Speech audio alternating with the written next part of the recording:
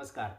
मैं आशा करता हूँ आप सभी स्वस्थ और खुश होंगे। आज हम इस वीडियो में दीपन पाचन अनुलोमन के बारे में बात करने वाले हैं, जो कि काय चिकित्सा का एक मूल मंत्र होता है। और मैं जहाँ तक समझता हूँ कि कोई भी बीमारी हो, अगर प्रॉपर रोग और रोगी की अवस्था बल के अनुसार प्रॉपर दीपन पाचन कर दिया जाता है और अनुलोमन कर दिया जाता है, हर बीमारी में फ़ायदा मिलता है और 50% चिकित्सा यही हो जाता है। एक हमारे प्यारे व्यूअर्स हैं, उन्होंने पूछा था कि दीपन पाचन में अंतर क्या है। दूसरा, उन्होंने कमेंट किया था मेरे यूट्यूब पर कि आप हर चिकित्सा में दीपन पाचन अनुलोमन बोलते हैं, ये क्या होता है। तो आप शायद आयुर्वेद से नहीं जुड़े हुए हैं। अगर आप आयुर्वेद से जुड़े होते तो आपका ऐसा प्रश्न नहीं है, लेकिन कोई बात नहीं है, आप सबको जानना है। अगर कोई भी डाउट्स होता है इस तरह के तो आप मुझे कमेंट करिए, डेफिनेटली मैं आपके कमेंट का रिप्लाई करता हूं। हो सके तो थोड़ा देर होगा, लेकिन दुरुस्त आएगा।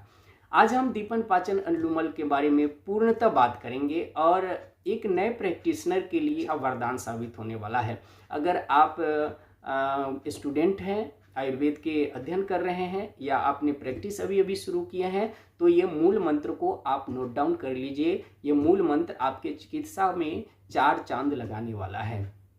मैं तो यहाँ तक कहता हूँ कि बहुत सारी बीमारियाँ अगर आपने सही सिलेक्शन कर लिया है दीपन द्रव्य का, पाचन द्रव्य का, अनुलोमन द्रव्य का, तो आधी चिकित्सा हो जाती है। और मैंने देखा है अपने प्रैक्टिस में, यहाँ तक कि आपके पास बहुत सारे ऐसे पेशेंट आते हैं जिनका फैटी लीवर है।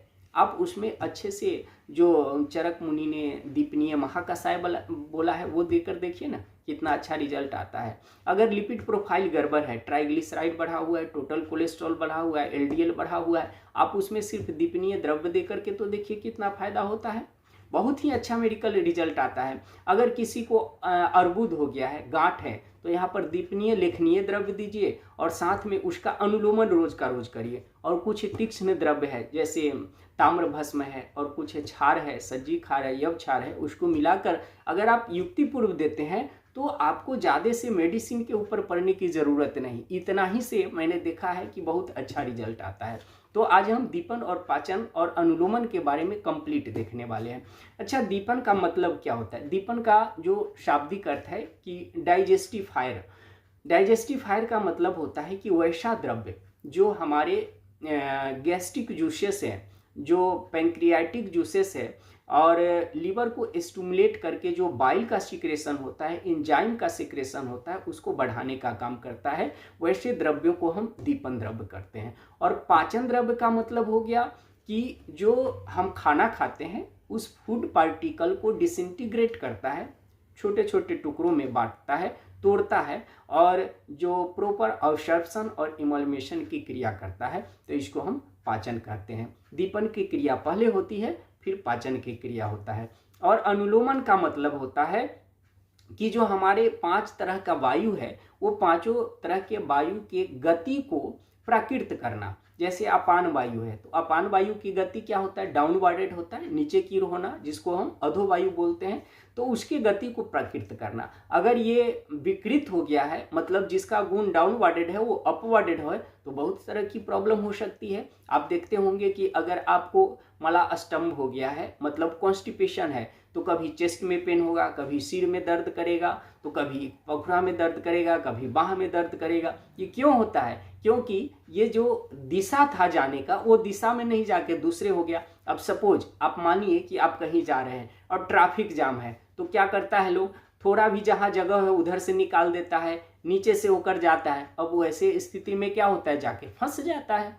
फंस जाएगा तो फिर समस्या उत्पन्न हो जाता है। ठीक उसी तरह से होता है, जो वायु की गति है, वो वायु की गति अगर सही दिशा में नहीं जा रहा है, प्रतिलोम हो गया, उसका विमार्गमन हो गया, तो बहुत तरह की समस्या करता है। तो अनुलोमन द्रव्य देने का मतलब है प्राकृत गति प्रदान करना, यही है अनुलोमन। तो दीपन, पाचन, अनुलोमन सिंपल भाषा में आप समझ गए होंगे। ऐसे और भी हम इसको सिंप्लीफाई कर सकते हैं। दीपन का मतलब हो गया, जैसे अगर चूल्हा है, गैस वाला है, लौ उसका एकदम कम कर दे और कोई भी चढ़ा दे। मान लीजिए कि चावल ही चढ़ा दिए, पानी है उसमें चावल डाला हुआ है और कम लौ है, तो कितना देर में सिंझेगा? सिंझेगा ही नहीं, वो जल्दी तैयार ही नहीं होगा। अगर ज़्यादा कर दिए तो उसमें भी क्या होगा? पानी जल जाएगा और जो चावल है हमारा वैसा रह जाएगा।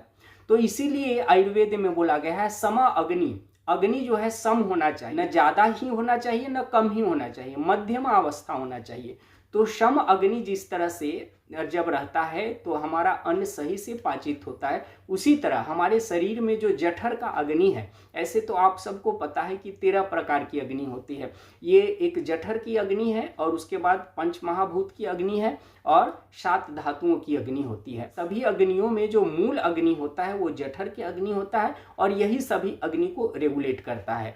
आप यहाँ तक जान लीजिए कि काय चिकित्सा में काय का अर्थ अग्नि ही होता है। आज हम जो ये बोल रहे हैं, जो हमारी वाणी में प्रखरता है, वो अग्नि के ही कारण है। अगर किसी व्यक्ति का अग्नि अच्छा है तो उसका जो है ओज जो देखेंगे, उसका वर्ण जो देखेंगे, तेज है, ये सभी अग्नि के प्रभाव के कारण ही होता है। 70% डिजीज आपको अफेक्टेड करता है अग्नि के ऊपर। अगर अग्नि आपकी मंद हो गई है तो बहुत सारी बीमारी का कारण हो सकता है। इसीलिए तो शास्त्रों में बोला गया है, रोगा सर्वे अपि मंदाग्नो, रोगी का सबसे बड़ा कारण जो होता है मंद अग्नि। अगर आपकी अग्नि मंद है तो आपके शरीर में आम विष ज्यादा बनेगा, मतलब अनडाइजेस्टेड फूड पार्टिकल्स बढ़ेगा। अब वो अनडाइजेस्टेड फूड पार्टिकल्स आपके ब्लड स्ट्रीम से अगर लीवर में एक्युमुलेट होता है तो वहाँ पे फैटी लीवर होगा, और वही अगर आपको हार्ट में चला जाता है तो फिर जो है ब्लॉकेज होगा, आपको दूसरा पैथी शुरू हो जाएगा, किडनी में जाएगा तो किडनी की बीमारी हो जाएगी।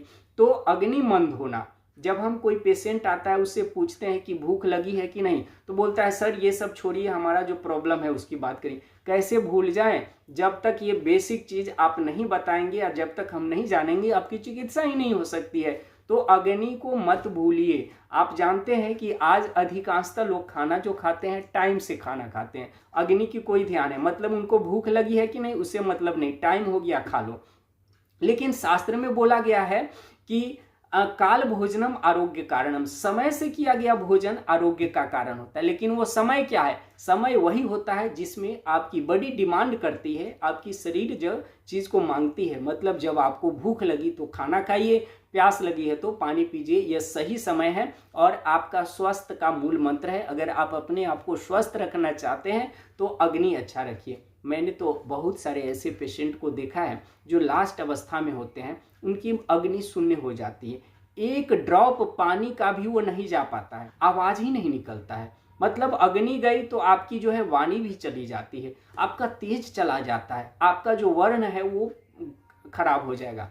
तो अग्नि प्रधान है, अर्थात दीपन कर्म बहुत ही इंपॉर्टेंट है। अब आप इसी से समझ सकते हैं कि दीपन का इतना महत्व है कि चरकाचार्य महोदय ने जब कषायों का वर्णन किया तो वहां पे दीपनीय महाकषाय का वर्णन किया है। वो ऐसे 10 द्रव्य बताए हैं जो दीपन का कार्य करता है, हम उसकी भी बात करेंगे। लेकिन उन्हें पाचनीय महाकषाय नहीं बताया, क्योंकि बहुत ऐसे द्रव्य होते हैं जो दीपन और पाचन का दोनों का काम करते हैं। कुछ द्रव्य होते हैं सिर्फ दीपन का काम करते हैं और कुछ द्रव्य होते हैं जो सिर्फ पाचन का काम करते हैं। तो आगे हम देखेंगे कि कौन कौन सा जो द्रव्य है वो दीपनीय काम करता है, कौन कौन पाचनीय करता है और कौन कौन द्रव्य दीपनीय गुण के होते हैं। वह प्रायः तेज महाभूत प्रधान होते हैं, कटु अम्ल लवण रस के प्रधान होते हैं, उष्ण वीर के होते हैं और तीक्ष्ण होते हैं।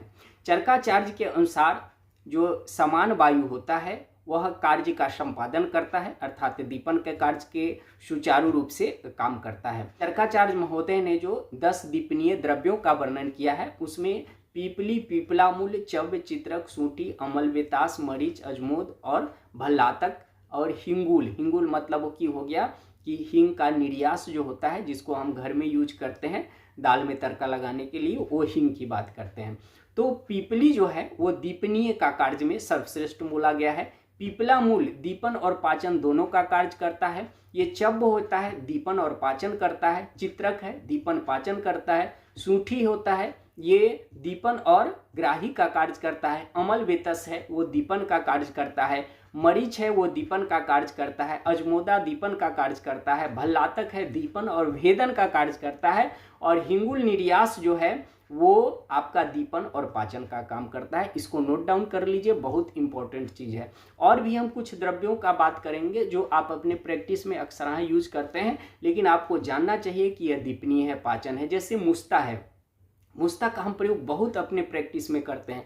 वो मुस्ता जो है दीपन और पाचन का काम करता है। अमृता जिसको गिलोय बोलते हैं उसका भी प्रयोग करते हैं, वो दीपन का कार्य करता है। बिल्व, और बिल्व में भी एक कच्चा बिल्व का होता है और पका, तो दोनों का प्रभाव अलग अलग होता है, दोनों का नेचर अलग है। यहाँ बिल्व कहने का मतलब कि कच्चा है तो वो दीपनीय होता है, और अति विषा जो बहुत ही अच्छी दवा है वो दीपनीय पाचनीय दोनों है, और कृष्णपर्णी दीपनीय होता है। यवक्षार जो है कंप्लीट पाचन का कार्य करता है, और शतपुष्पा दीपन का काम करता है। नागकेसर सिर्फ और सिर्फ पाचन का कार्य करता है। सुश्रुत संहिता में कुछ गणों का वर्णन किया गया है जो दीपनीय है, पाचनीय है, और दोनों ही कार्य करते हैं। इसे भी आपको जानना चाहिए, बहुत ही इंपॉर्टेंट है। जैसे आप पिप्पल्यादि गण की बात करें तो यह आम पाचन करने में सबश्रेष्ठ होता है। हरिद्रा गण की बात करें तो यह दोषों को पाचन करने में अग्रणी होता है। वचादि गण की बात करें तो दोषों का पाचन करता है। बृहदादि गण की बात करें तो यह पाचन में सर्वश्रेष्ठ होता है। गुडुच्यादि जैसा पहले ही बता दिया था हमने कि दीपन में काम करता है गुडुच्यादि गण, ये सुश्रुत संहिता में बताया गया है। मुस्कादि गण है वो पाचन में सर्वश्रेष्ठ है। त्रिफला जो हरर, बहेरा और आंवला तीनों का मिश्रण होता है, ये बहुत ही अच्छा दीपनीय होता है। और त्रिकटु, सोंठ, मरीच, पिपली, ये भी दीपनीय होता है। अम्लक्यादि गण ये भी दीपन है, और बृहत पंचमूल ये भी बहुत ही अच्छा दीपन है। तो इस तरह से हमारे सभी मुनियों ने, सभी आचार्यों ने दीपन पाचन का बहुत ही विस्तृत रूप से वर्णन किया है, और आपके चिकित्सा का ये मूल मंत्र हो सकता है। और मैंने अपने प्रैक्टिस में देखा है कि अगर आप प्रॉपर से दीपन पाचन अनुलोमन रोग और रोगी के अवस्था बल के अनुसार कर देते हैं तो आपका 50% से ज़्यादा बीमारी वहीं पे ठीक हो जाता है। रोग प्रतिनिधित्व दवाई तो आपको बाद में देना है, सबसे पहले रोगी का दीपन पाचन अनुलोमन प्रॉपर होना चाहिए। मैं समझता हूँ कि यह वीडियो आपके लिए यूजफुल होगा और आपका जो डाउट था वो क्लियर हो गया होगा। इसके बावजूद भी कुछ अगर आपको डाउट है, कुछ पूछना चाहते हैं, यू आर मोस्ट वेलकम। आप कमेंट करिए, पूछिए, मैं डेफिनेटली आपके कमेंट का रिप्लाई करूँगा। बहुत बहुत धन्यवाद।